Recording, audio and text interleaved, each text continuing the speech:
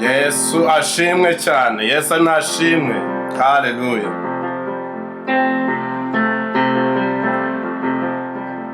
Turirimbane chorus, reka turirimbane chorus, reka turirimbane chorus. Ndagushima mwami. Haleluya. Ndagushima mwami.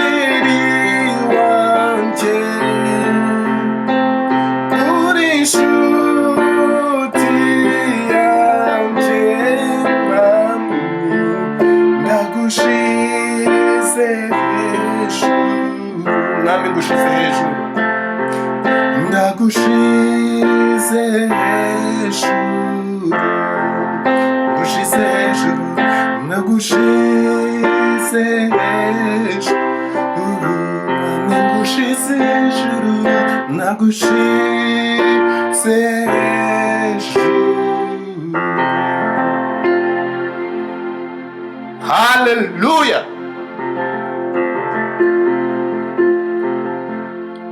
Yes, ashimwe cyane bene data. Amen, amen, amen. Ntabwo nzi uko tekinoloji ikora hano, ariko iyo ndirimbo yarimo kumfasha cyane. Amen. Ntabwo nzi ko mwabyumvise, ariko ibyayo byose ijwi ryanjye ryo ndi kumva ko muri kuryumva. Yesu nashimwe cyane. Hallelujah. Ndashima Imana ko uyu munsi twateranye tungana gutya, iby'igiciro gikomeye cyane.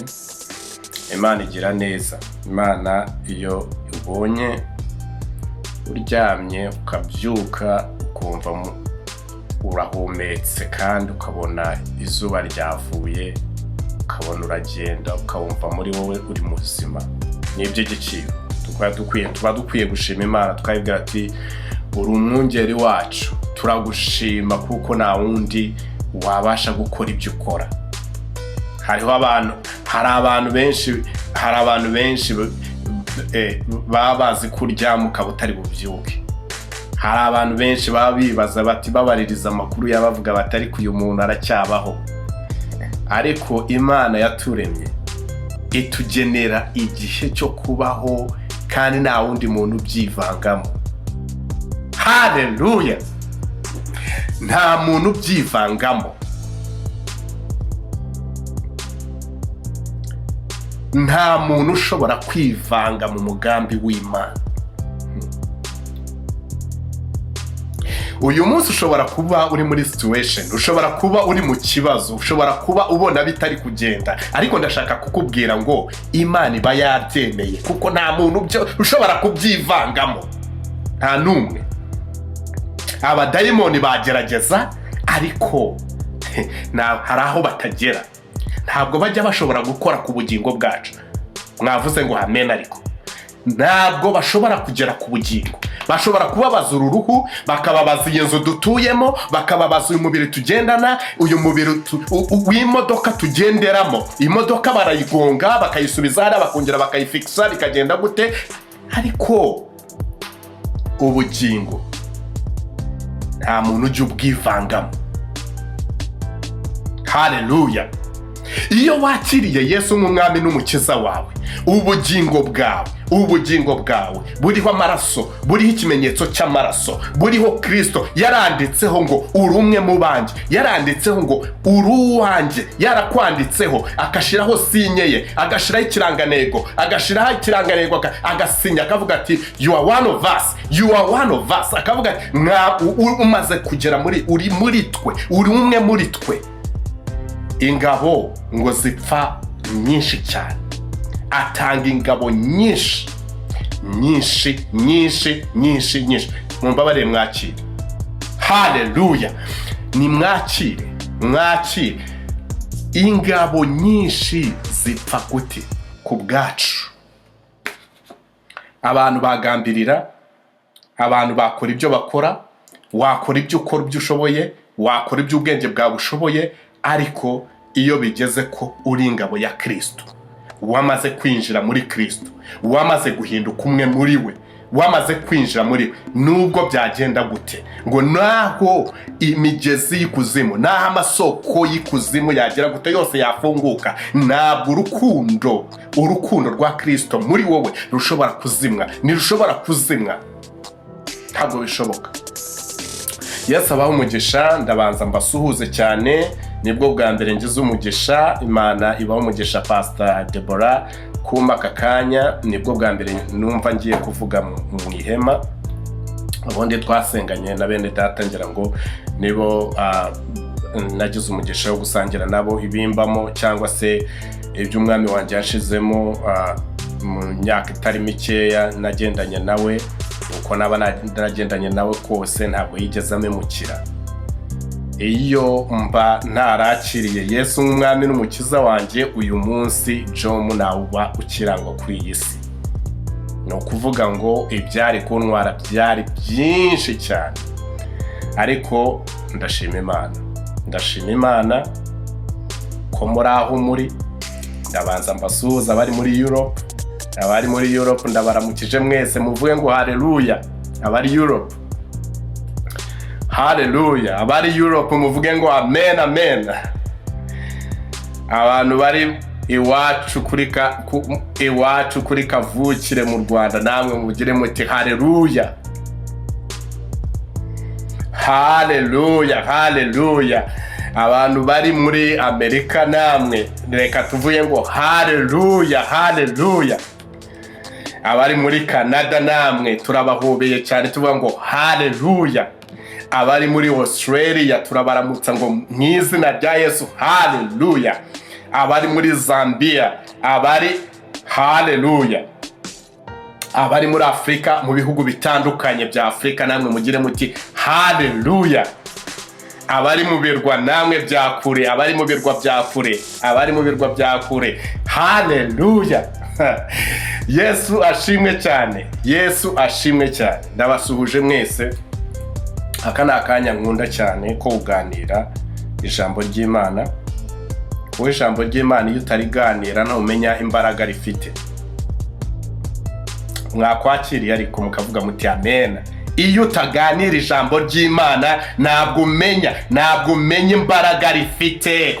Ariko muri kubyumva mwedugo, muri kubyumva. Iyo utaganira ijambo ry'Imana ntabwo umenya agaciro rifite. Iyo utegeranya bene so ngo babwire ariko muzi ko byagenze gutya burya, muzi ko Yesu yakoze ibi nibi, muzi ko Yesu yahumuye impumyi, muzi ko Yesu yazuye abapfuye, muzi ko Yesu akiza, muzi ko Yesu abohora, muzi Yesu yuko iyo uri muri we akaba muri wowe, ukagendera muri we, ushobora gusaba icyo ushaka. Haleluya. Ariko mwakwakiri, uzi ko iyo uri muri Kristo ukagendera muri we, ugakorana nawe, yuko nta kintu na kimwe gishobora kugutera ubwoba.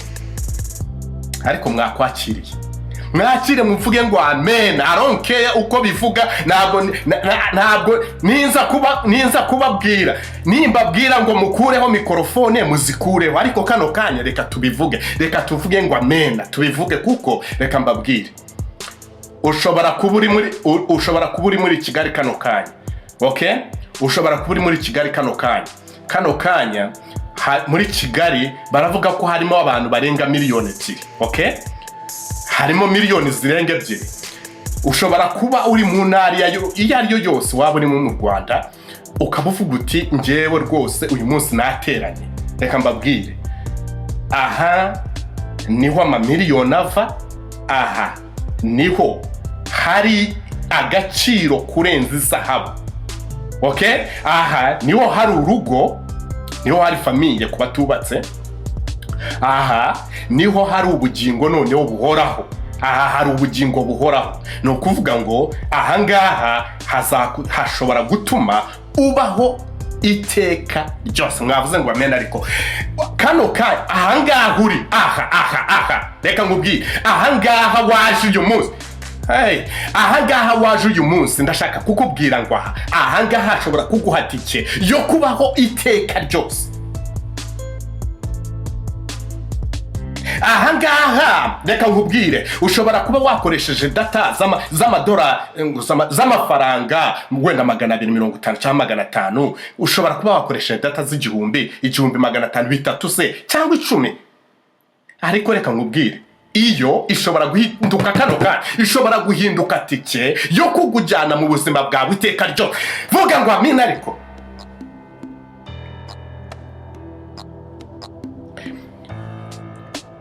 kano kanya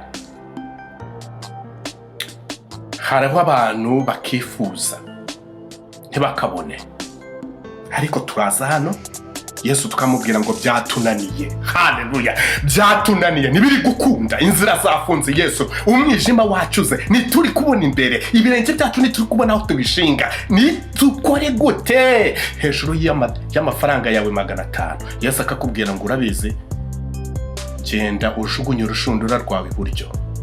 Vuga ngo amina. Ariko ujugunye urushundura rwawe iburyo.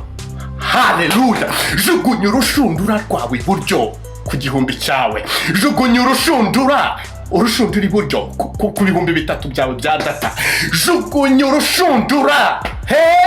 Ushobora kuba ufite ka telefone kandi waguze 30,000, kandi kanyuma y'izindi, kandi utinya gukura mu mufuka, kandi katari touch, mu byita ngo ni touch, kandi katari touch, kandi kamatushe. Ariko reka nkubwira ako kashobora kuba itike yo kubaho mu buzima bwawe iteka ryose. Ariko ni haleluya, ako gatelefone uri kunyumvira, iyo telefone ntoya cyane, iyo telefone yawe ufite ntoya cyane, iyo ngiyo ntoya cyane, ya yandi taririx, ya yindi abantu bakuye bakavuga bati uyu nguyu nakaza afite, bati uyu nguyu ntakintu ariho. Ako gashobora gutuma Yesu yinjira muri wowe mu gitondo akakubwira turabizi mwana wanjye, genda uruhuke, ngwino uruhukire mu mahoro, tubana iteka ryose.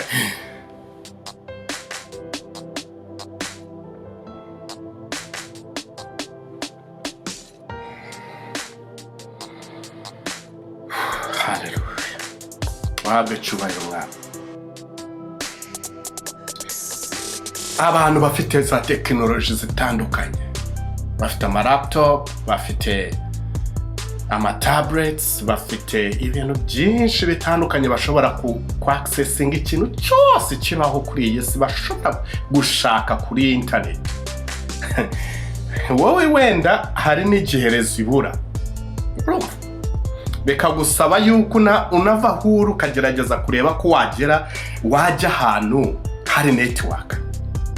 Ariko ndashaka kukubwira ngo haleluya, ndashaka kukubwira ngo ibyo ngibyo ku mwami wacu biteshwa agaciro. Ibyo ngibyo ku mwami wacu nta gaciro bifite. Igikuru nuko ashobora kuvugira muri Pastor Deborah, akavugira muri Neema, akavugira muri Jenny, akavugira muri Gloriosa, akavugira muri Odifax, akavuga ukumva. Wamara kumva ugafata icyemezo ukavuga ngo kuva uyu munsi nakiriye Yesu nk'umwami n'umukiza wanjye, uyu munsi ndahindutse mu mutima wanjye, uyu munsi nakiriye agakiza, ndahindutse burundu ndakiriye.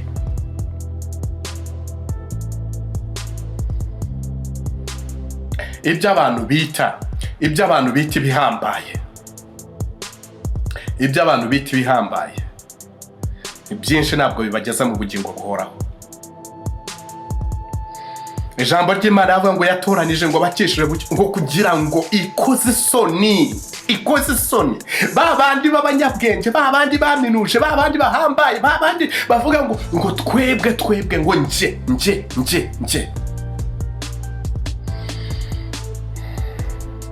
Vuga ngo amina. Ariko haleluya, vuga ngo amina. Ariko ongera uvuge ngo haleluya, fungura mikrofone yawe uvuge ngo amen.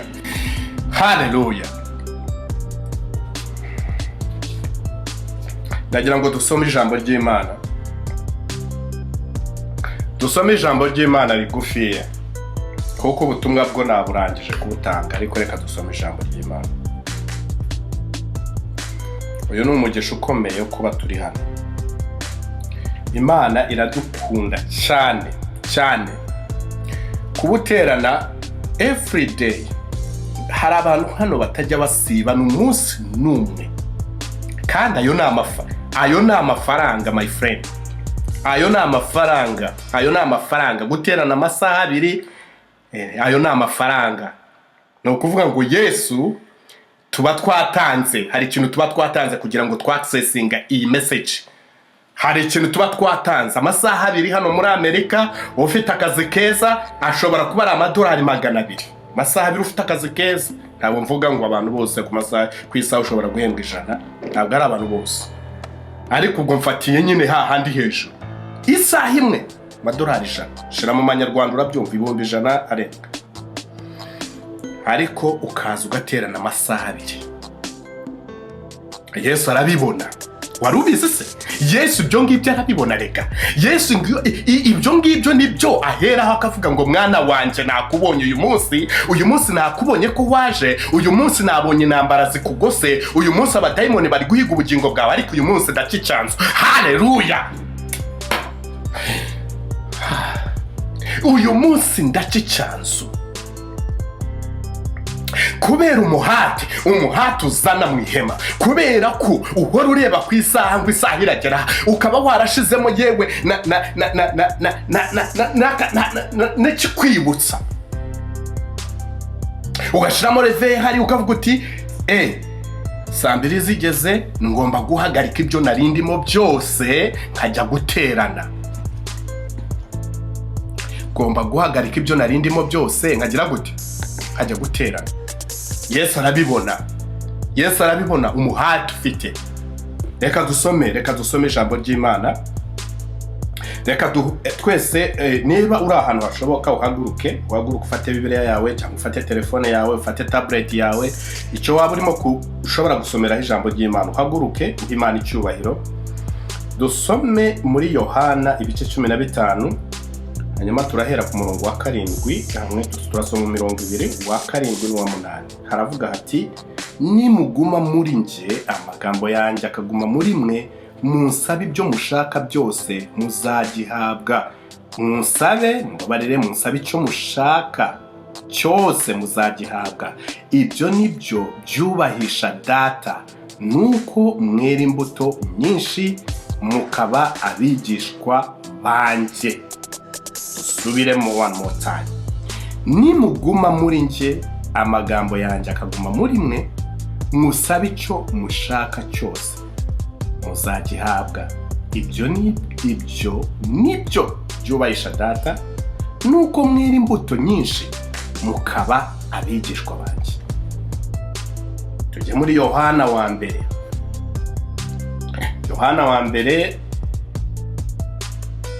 Hanyuma turasoma mu bice 2, hanyuma dusome umurongo wa 24.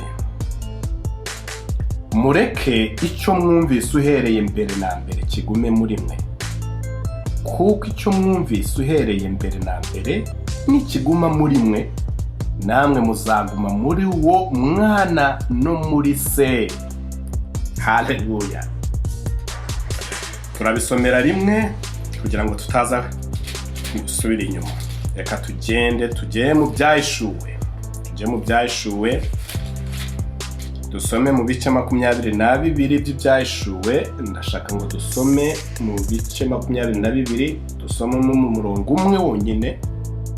Turasoma imirongo 2, wa 16 ndetse n'uwa 17. Haragira hati, njyewe Yesu ntumye marayika wanjye guhamiriza mwebwe ibyo ku bw'amatorero. Ninjye gishyitsi cya Dawidi n'umwuzukuruza we, kandi ninjye nyenyeri yaka yo mu ruturuturu. Umwuka, uyu murongo niwe nshaka cyane. Umwuka n'umugeni barahamagara bati, ngwino. Kandi uwumva nahamagara ati, ngwino. Kandi ufite inyota naze, ushaka ajyana amazi y'ubugingo ku buntu. Haleluya! reka tuvuge ngo ngwino, reka tuvuge ngo ngwino. Shiraho mikrofone yawe uvuge ngo ngwino mwami, ngwino mwami, ngwino mwami. Haleluya, haleluya. Nimuguma muri nje, nimuguma muri nje, amagambo yanjye akaba muri mwe, munsabe icyo mushaka cyose. Haleluya. Uyu munsi ntabwo bidusaba, ntabwo bidusaba ibintu byinshi. Ntabwo bidusaba ko tuba twaramize Bible. Ntabwo bidusaba ko twasomye Bible kuva ku murongo wa mbere w'itangiriro kugera ku murongo wa nyuma w'ibyahishuwe. Oya. Icyo bidusaba kano kanya ni ukuvuga iki? Ni ukuguma muri nde? Ni ukuguma muri we, ijambo ryiwe ry'ubugingo rikaguma muri twe, twarangiza tugasaba icyo dushaka. Uyu munsi ntabwo nzi icyo ushaka, ariko ibyahishuwe byambwiye ngo uhamagare ngo ngwino. Ngo kandi niba ufite inyota nanone ugire gute? Haleluya. Ngo niba ufite inyota uze ufata amazi y'ubugingo. Ariko mwavuze ngo haleluya.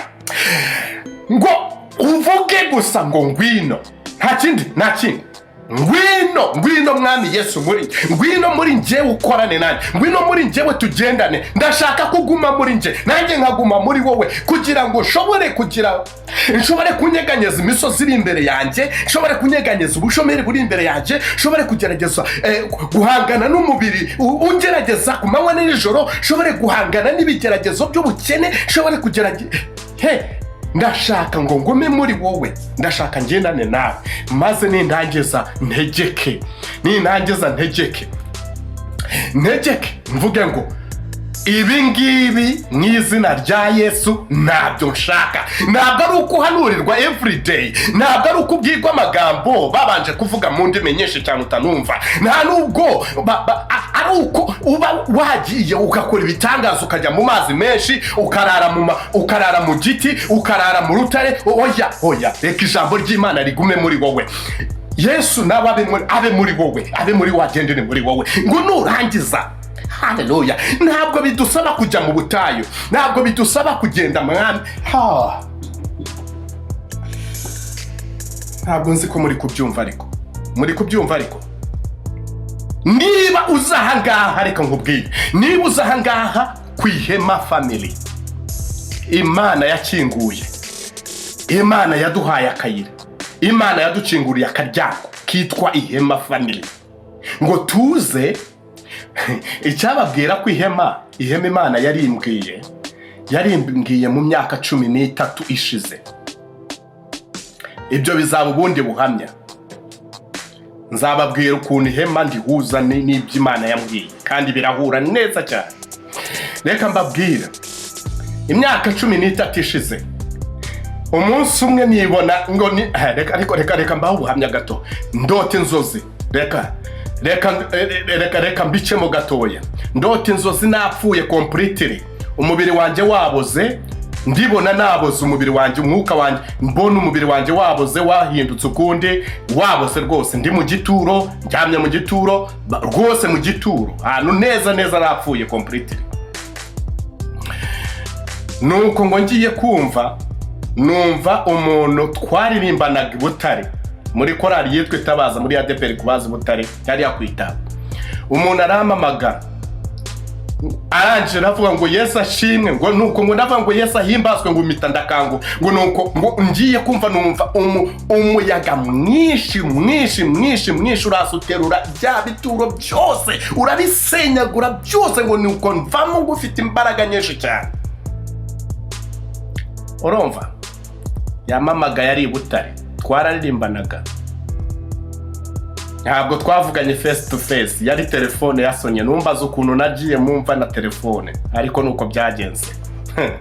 Ariko reka mbabwire ukuntu Imana yameshuriye ibyibi. Namaze igihe kinini cyane, nawe unyuze mu ntambara nyinshi cyane, ntari bunyure mu ndabivuge nyinshi cyane. Satani ndasimyambi ikomeye cyane, kubera ko namaze igihe kirekire naramwangiye rwose. Ariko umunsi umwe aranganza, maze kunganza ndagenda nigera mu byanjye, ndasinzira rwose, ndasinzira.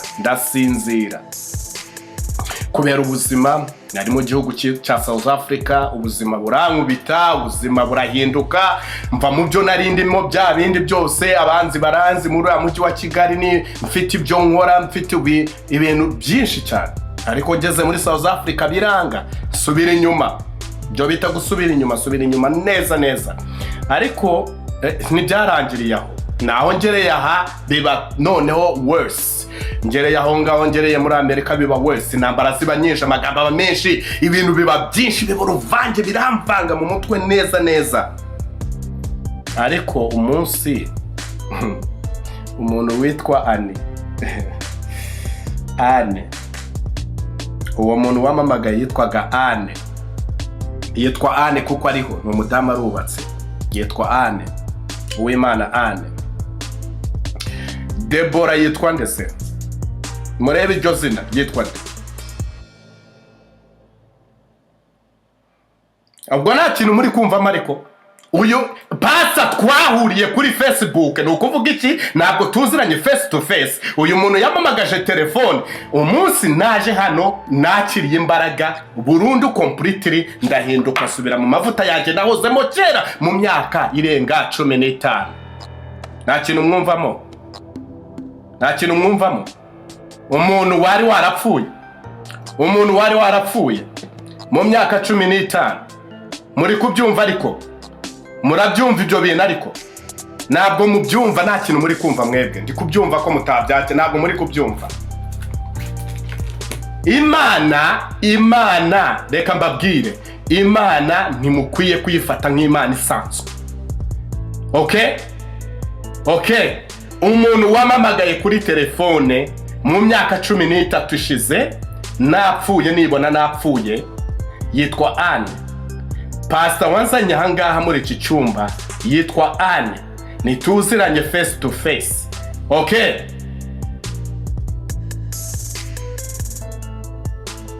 murabyumva? Ntabwo muri kubyumva. Iyo muri kubyumva muri kuvuga ngo amen, mwakabaye mubyakira. Imana ishobora kukubwira ibintu bizamara imyaka 20, imyaka 30, imyaka 40, ariko ikakuzura ikongera ikakugira umuntu muzima. Ariko mwakwakiri, Yesu ashobora kukubwira ibintu bimara imyaka 50, ariko igihe bizaza. Umuyaga urahuha mva mu gituro, nongera mba muzima, ndazuka. Kuki mutari kubyumva? Ariko rero reka mbabwire, twebwe tugendana n'Imana iriho, ikora, dufiringa, twumva, kubona n'amaso yacu. Niba nayo urabona, niba utarayibona, ukaba uri mwihema, ukaba utarayibona Imana, utubwire uyu munsi, turagusengera Imana ikwiyereka mu izina rya Yesu. Niba utarayumva, turagusengera Imana uyumve. Niba utarayikoraho ngo uyumve, uyifiringe, uyu munsi turagusengera Imana ize. Imana igire gute? Ize. Hamagara uti ngwino. Ibyahishuwe biravuga ngo umwuka wera aravuga ngo ngwino, ngo ariko nuwumva kandi ngo nawe nahamagare ngo ngwino. Haleluya, nahamagare ngo ngwino. Ntabwo ndi buhanure, ariko kano kanya nutega amatwe, uyu munsi nutega amatwe, ijambo ry'Imana riraguhindura uyu munsi urafata icyemezo cyo kuvuga ngo njyewe ndashaka kuyoborwa n'umwuka wera, ndashaka kwakira mwuka wera muri nje, ndashaka kugendana na mwuka wera w'imbaraga araza muri njyewe, ndashaka kuba umuntu mushaka muri Kristo, ndashaka gukorana n'uyu Yesu, ndashaka kugendana n'uyu Yesu, ndashaka kubaho ubuzima. Reka mbabwire, nk'umuntu w'umusore wakijwe ku myaka 15, nanyuze mu bintu byinshi cyane, natambutse ibintu byinshi, nanyuze mu ntambara nyinshi, zari z'umubiri, nanyuze muri byinshi. Okay, Imana yarankoresheje muri byinshi muri iyo myaka yose. Twabwirije ubutumwa abakomeye n'aboroheje, ariko ibyo ntibyambujije kugwa ngo nsubire inyuma, ntangire mbone ko ibintu byose ari ibisanzwe, ndetse nanjye no gutekereza n'uko Imana itabaho. Ntabwo ibyo ngibyo byambujije, ariko reka nkubwire, iyo Imana yaguhamagaye, niyo wajya hehe, niyo wamirwa n'ifi, ukamera nka Yona, ukamanuka mu ifi hariya, irahagusanga. Rero reka mbabwire, nimuzagerageza kugira gute kwihisha Imana, aho wajya hose. Yaransanze icyo gihe irambwira turabizi ugiye kugera mu gihe kibi cyane. You are going to die. You are going to die spiritually. Ugiye gupfa rwose kuko ugiye kumara igihe kinini cyane utumva ijwi ryanjye, utamenye ikijya mbere, kandi byangizeho ingaruka nyinshi kuko muri icyo gihe cyose nakoze amayereri menshi yakostinze ubuzima bwanjye, yakostinze ibyo ntunze, yakostinze akazi, ibintu byinshi kubera iki? Nta mwuka w'Imana uri kukumbwira ngo hey, wijayo, hey, uyu muntu wimwegera, hey, wikora ibi n'ibi, hey, uwo yagiye, umwuka wera iyo yagiye, you are nothing. You are nothing without him. You are nothing, absolutely nothing. Nta kintu ushobora gukora wari umukristo ukijijwe wuzura umwuka wera ugendana n'Imana ngo nurangiza umubwire ngo umwuka wera ndaguparitse ngo none ugiye kuba akagabo ngo ugende ngo ukore ngo bitangaza. Nta bitangaza uzakora, ahubwo bizakostinga ubuzima bwawe. Ntabwo mushobora kumva imodoka nagonze uko zingana. Nimushobora kumva imodoka nagonze uko zingana zagiye ziva mu nzira. Ntabwo mubyumva. Ntabwo mushobora kubyumva. Urumva? Ariko ikavuga ati okay, ndatanga imodoka ariko wowe ubugingo bwawe ndacyabukeneye. Uyu munsi uzaba uri kuganiriza Paninasi, uzaba uganiriza Mado, uzaba uganiriza Jane, uzaba uganiriza Salima, uzaba uganiriza Jacques. Ubugingo bwawe ndacyabukeneye. Izi modoka nizigende ariko ndacyagukeneye.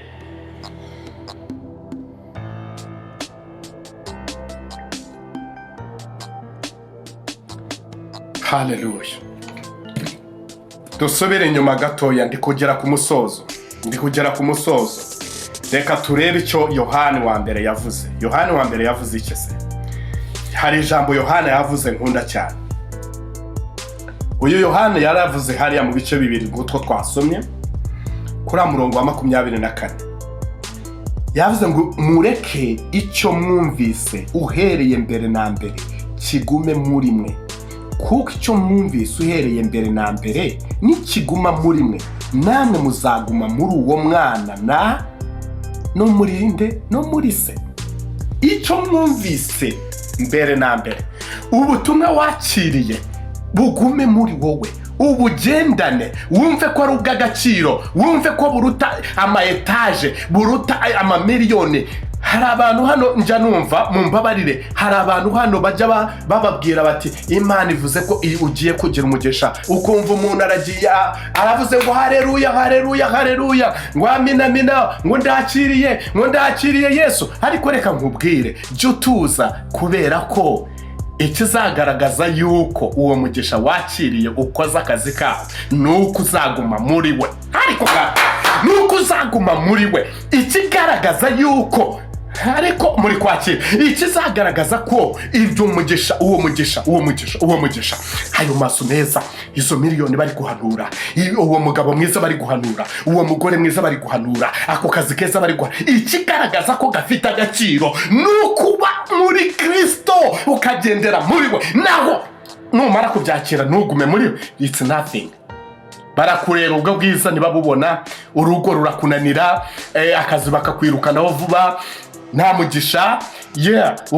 Inzu urazubaka, Rwanda Revenue mu kanya kazi kakubwira ati wibagiye kwishyura imisoro, ati kandi rero nta n'ikintu uriho, none rero reka tuyiteze cyamunara kuko nta yindi ushobora dufite, wananiwe kwishyura imisoro. That's it. Wananiwe kwishyura imisoro, nawe icyo dukora turakugeza amategeko. Rero reka nkubwire, ibyo wakwakira byose bavuga mu ndimi, wajya kubahanuza 100, wajya Cyangugu, wajya mu mashyuza, wajya mu misozi, wajya hehe, ijambo ry'Imana ritaguma muri wowe ngo ugendere muri we, kugira ngo na papa Yesu hariya yarimo kuvuga ngo naso abe muri we, na mwuka wera abe muri we. Urimo kuruhira ubusa my friend,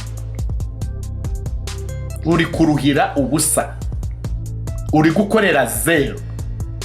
Reka umwuka w'Imana abe muri wowe. Rira urire, nuririra ubuhanuzi, nuririra amafaranga, nuririra inzu nziza, nuririra umugabo mwiza, nuririra umugore mwiza. Rira ngo umwuka w'Imana nabe muri njyewe. Hari umukobwa umwe hano wigeze kujya mu mwuka, arahanura, twongeye kuganira, aravuga ati John rwose wansengera rwose nanjye Imana ikanzanira umugabo. Ndaje namubwira nti wowe ufite byose, iturize. Nuko namubwiye kuva uri mu mwuka w'Imana. Imana yaguhaye umwuka, ufite byose ahubwo wowe gerageza noneho uwo mwuka, ayo mavuta ufite ireka akombeho. Nico wakabaye usenga, kuko ayo mavuta nakubaho, umusore mwiza azaza kureba avuga ati uyu nguyu niwe shaka. Amavuta y'Imana naba kuri wowe, ijambo ry'Imana rikaba kuri wowe, umukoresha wawe arakureba akagutinya, yamara kugutinya akavuga ati uyu nguyu niwe ukwiye kuyobora kampani yanjye, akavuga ati uyu muntu afite ubwenge bukambaye, uyu muntu ntabwo ateye nkatwe, uyu muntu nakora nkatwe, uyu muntu afite ibintu bidasanzwe muri we, uyu muntu ashobora kuba afite potential tutazi, afite potential twebwe tutazi. Uyu muntu akwiye gukora tukwiye ku. Reka mbabwire, amavuta n'ijambo ry'Imana no gukizwa no kuba muri Kristo, nta kindi kintu na kimwe gishobora kubiruta. Ibi ndabibabwira ngize imyaka hafi 44, ntabwo nigeze nezerwa n'umunsi n'umwe ntari imbere y'Imana. Ndabibabwiye, ntabwo nigeze nezerwa n'umunsi n'umwe. Ntabwo. Reka mbabwire, abakobwa beza se ngo bagwa umunezero? No. Abagore bagwa umunezero? No. Alcohol, kunywa icyo ushaka icyo ugishakiye, kudrivinga imodoka nziza iyo ushaka iyo ariyo yose, kujya aho ushaka se, guflyinga ukava mu mujyi ujya mu wundi, ukava mu gihugu ujya mu kindi, kugira amafaranga kuri konte se, ibyo byose ntibishobora kuguha umunezero. Kandi ibyo byose abantu muri hano murabizi neza, mufite amafaranga, mufite ibintu byose murabifite, ariko uyu munsi muravuga ati I'm gonna tune in, byanze bikunze I'm gonna go and listen, at least numve ko ngeze amahoro muri njyewe. Kubera icyo uri hano, kubera kubizi neza ko nta handi hantu hari umunezero, nta handi hari ibyishimo, nta handi hari ugutuza. Ureke ijambo ry'Imana, iryo wumvise kwa Pastor Deborah, iryo wumvise kwa John, iryo wumvise kwa Mado, iryo wumvise kwa Jen, iryo wumvise kwa Philibert, iryo wumvise kwa Rose, iryo Rose yakubwiye igihe mwaganiraga, iryo Salima yakuganirije akubwira ati Yesu ni mwiza araryoshye, iryo wumvise kera, iryo wumvise ugikizwa, iryo wumvise ugihamagarwa, iryo mwuka w'Imana yakuzagaho, ibyo wumvise muri kera, ubireke bikomeretse bibe muri wowe. Bizaba igishitsi gikomeye, icyo gishitsi kizavumbika umuriro utazazima muri wowe, ari wo mwuka wera. Ibyo Yesu abamugisha. Igihe cyanjye ni iki, icyo nakubwira, niba utari watura ngo wakire Yesu nk'umwami n'umukiza wawe, niba utari watura ngo wakire Yesu nk'umwami n'umukiza wawe, ufata icyemezo nk'umuntu w'umugabo cyangwa w'umugore cyangwa w'umukobwa cyangwa w'umusore, uhagaze ku maguru yawe abiri, uvuge ngo Yesu, nzanye ubuzima bwanjye ndabuguhaye. Niba utarabikora, Pastor Deborah yarabisigiwe, yasizwe amavuta yo kusengera ngo akubwire ngo none uyu munsi utangiye akwatuza agakiza. Uyu munsi Pastor Deborah arahari, umwegere umubwire uti ndashaka gukizwa uyu munsi, noneho bitari bya bindi byo gufinata, ndashaka guhinduka no gushaka uyu Yesu uguha umunezero ukennye, uyu Yesu uguha umunezero uri umushomeri, uyu Yesu uguha umunezero uri muri gero, uyu Yesu ugufa ukagenda uririmba inzira yose. Najyaga mviremera icyo gihe ubushomeri bwarankubise muri mujyi, nkagenda ndirimba nkashiduka ngeze mu mujyi Nyarugenge nazi uko numageze. Ariko umunsi umwe byakomeye, ndagenda magarara mu cyumba cy'amasengesho hariya i Remera, ubushomeri bwari bwanza neza. Imana ariko yari yabimbwiye, iravuga ati ugiye ku ishuri kabisa. Igihe gitoya ndagenda ndavuga ati mwana, ndahagarara ndavuga ati ishuri rwose warayimbwiye, ariko nawe uko mbibona ntabwo bikunda. Icyaneye kujya muri icyo cyumba, umuntu yarambwiye ngo ariko John, ngo ubundi ngo wakwisubiriye mu cyaro, kuko no guhinga bitunze abantu. Ndamureba ndavuga nturabona kweri mwereka ibiganza byanjye, mwereke ibiganza byanjye. Ndangije namubwira ni ibi biganza byanjye urabona byahinga, urabibona byahinga ibi biganza. Sha umubabaro waramfashe, ndagenda ndavuga mbwira Yesu, mpagarara mu cyumva ndavuga ngo uyu munsi sinicara ndagusenga amagazi. Ndavuga ngo mwami, ntabwo nshaka umuntu uzongera guhagarara imbere yanjye avuga gute, ambwira amagambo nk'ayo numvise. Nibwo bwa mbere mu buzima bwanjye numvise amagambo nk'aya. Ubu rero ni Satani washaka, urumva, ndavuga ngo no, uyu munsi ndakesha ijoro nticaye, nashize ikibuno hasi, imibiranja ndanga mbwira Yesu. Mu gitondo narahagurutse mva ahantu, Yesu arambwira, umutima warambwiye ati ni nk'ijwi arambwira ngo jya kureba umushuti wawe uri ku Kinamba. Ndagenda ngera ku Kinamba, mu gihe ngiye kwinjira numva bari kuvuga, bari abatipe babiri twiganye, numva bari kuvuga ngo ariko ngo Jomu rero ngo buriya ngo tushatse twazamwibwira ngo akaza tukibanira ngo kuba uri umuntu w'umusore ngo ukaba muri famiye, ngo urabizi ibyo bintu ukuntu ngo biryana, ngo ugataha ngo ntushobora gutaha ibyo ushakiye, ngo ntushobora, mbese ngo buriya ngo kandi uramuzi, ngo nawe ukuntu biba bimeze ngo Jomu uramuzi. Ndi kubyumva, mu gihe ngiye gukomanga nanjye ndabanza ndareka baravuga kugira ngo Yesu akonfirme ko yanyumvise. Yesu abaza ambwire ko yanyumvise ijoro nakesheje, imibiri kunja, imibi mereye nabi, ijoro nakesheje. Yesu arakonfirma arambwira ngo reka nkumvishe ibyo ngewe nkorera mu mitwe y'abantu. Ndangije barangije ikiganiro ndakomanga, maze kwinjira barasaya baravuga ati Jomu ati urageze ahangaha ute. Ntabwira ati bana nimubibona ko agavumbi kandenze, ati ubu ngubu mvuye i Remera n'amaguru. Baravuga ati pole sana kabisa, bati bana nuko ubugari barabusana turaburya, urabyumva nk'abantu b'abajene. Nuko barangije barambwira bati Jomu man, ejo kabisa uzize utwibande hano. Murabyumva, uzaze twibanire hano. Ibi rero ndabibabwirira iki? Ndashaka kubibabwirira ngo Yesu arakora. Murabyumva neza, Yesu arakora, Yesu arakora, Yesu arumva iyo umusenze, Yesu agendana nawe, Yesu akorana nawe. Yesu yunguyu tuvuga ntabwo twebwe twamwumvanye abandi, twaramubonye, twagendanye nawe, tuzi ibyo akora, tuzi imbaraga afite. Yesu arakiza, Yesu avana ikuzimu akagarura ibuntu.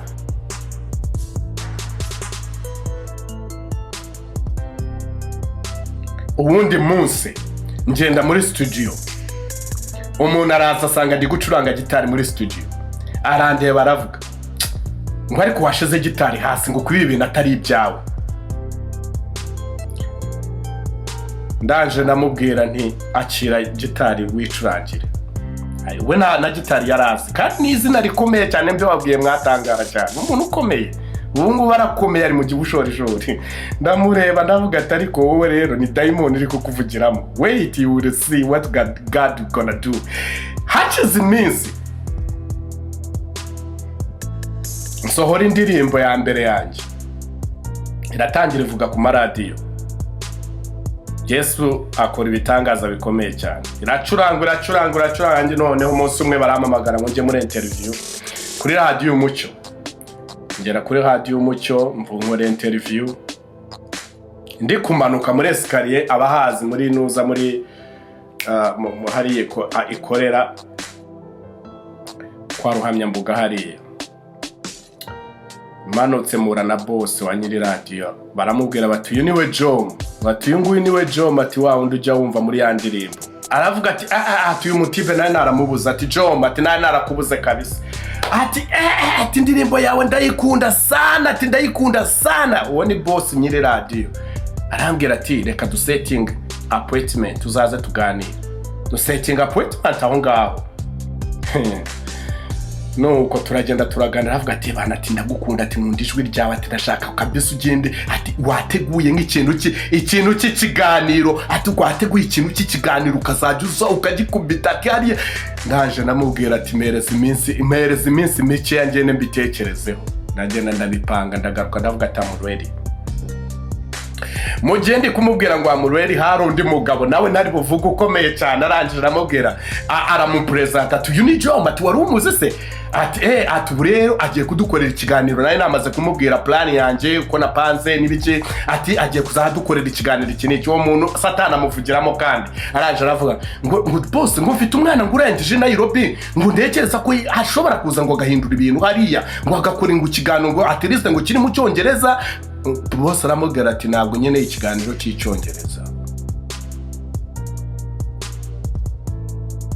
ntabwo bajya baceceka ariko Yesu iyo myaka yose nagiye ndakora ndagiye nkora Imana yari yarambwiye ngo nzagukoresha ngo uzabwiriza ubutumwa abantu bakomeye cyane ngo bazajya bakumva bagutega amatwi. Ntabwo nari nzi ngo bizanyura hehe, ntabwo nari mbizi. Natangira nkora kuri radio narize journalisme, nkora kuri radio negura ibiganiro icyo cyose nakoze. Abantu barakijijwe, reka mbabwire Yesu yunguye dukorera ibi ndabibabwira mu buhamya, ndabibabwira uyu Yesu dukorera ni muzima, yarazutse, afite imbaraga, arakiza, arakuza, azi byawe byose. Wikomeza gutakaza igihe ushakisha hirya no hino. Wowe jya wicara gusa umubwire ngo Yesu ndaje njyewe, ngwino nk'uko ijambo ryatubwiye mu byahishuwe. Mubwire uti ngwino, take over my life, take over my business. Ngwino ufate ibyanjye byose, fate famiye yanjye, fate ubuzima bwanjye bwose. Ngwino ubufate, ngwino ubuturemo, ngwino ubukoreremo, ngwino uhindure. Kuko ayo majwi yagendaga mbwira ibyo ntabwo yigeze aceceka. Maze gukora narakoze ibyo nakoze, naho mviriye mu Rwanda ayo majwi arakomeza ntajya hagarara. Ayo majwi Yesu arazimya sometimes. Yesu araza arareka abantu bakavuga, ariko igihe kiragera Yesu nanone akongera induru akazicecekesha. Nk'ako hakundi yabigenje kuri ya nyanja, umuraba ugaceceka. Nk'ako hakundi yabigenje kuri ya nyanja, umuraba wabaye mwinshi. Yesu araza akabyo neza. Impamvu abikora kuri areka bikakugeraho, bikinjira mu matwe yawe ukabyumva, nuko abashaka kurema ibindi byiringiro bikomeye muri wowe akabirema, akavuga ngo reka nkwiyereke yuko abantu bavuga ariko ntabwo bashobora guhindura icyo navuganye nawe. Reka nkubwire, ndumva afite ibintu byinshi byo kuvuga, ariko Yesu abaho umugisha. Reka dusenge. Amen. Reka mbabwire, aka gakiza nta kintu na kimwe uzakaburana, nta na kimwe. Aka gakiza wakiriye nk'uko Yohana yavuze ati ibyo mwumvise mu bigume muri, nk'uko Yohana yavuze ati amagambo yanjye naguma muri mwe, musabe icyo mushaka. Ntabwo bisaba ibintu byinshi cyane, birasaba gusa ko wumva ijambo ryo kwizera muri wowe, ukarigumana, ukagira kwizera, ukagira ngo Yesu, ubwo Yesu uri muri njyewe, nshobora gutegeka ubu bushomeri bugagenda bukamvaho, nshobora gutegeka izi nyatsi zikamvaho, nshobora gutegeka aba bajura bakamva inyuma, nshobora gutegeka aba bahehesi bakamva inyuma, nshobora gutegeka iyi kamere yananiye ikamva inyuma. Ijambo wumvise muri wowe rifite agaciro kurenza zahabu. Yesu abaho umugisha. Reka dusenge. Mwami Imana yacu, Mana ikomeye, turagushimye cyane Mwami, tugushimye kubw'ijambo ryawe, tugushimiye ko uzi amazina yacu. Uyu munsi umishuriye ibintu bikomeye cyane, umishuriye yuko utanegurizwa izuru. Nta hantu umuntu yaba ari ngo udashobora kwamukura. Rasekera basi. Nta hantu naho utakura umuntu, nta hantu utamugeza Mwami. Ndabigushimiye cyane kano kanya. Ngushimiye Ihema family, ngushimiye abantu bari imbere yawe kano kanya, ngushimiye ko wamaye gusangira nabo ibyo washize muri njyewe. Ndagushimye ko ibi ngibi ari wowe ugomba kubivomerera, ni wowe ugomba gukora akazi kose kagomba gukorwa. Njyewe nari icyombo, njyewe nari igikoresho cyawe Mwami. Ahasigaye iri jambo riherekeze, urivomerere, urikuze mu izina rya Yesu, kugira ngo iri jambo rizabatabare umunsi bazaba bageze mu ntege nke, mu gihe bazaba basubiye inyuma. Iri jambo rizagaruke, maze bavuge ngo ngwino Mwami Yesu ugaruka muri twe. Rabasakaraba haleluya. Reka iri jambo rizongere rigaruke bageze mu bihe bikomeye cyane, rigaruke muri bo ribabwire ngo nta kindi kintu nshaka uretse wowe gusa muri njyewe kugira ngo ibintu byose bihinduke.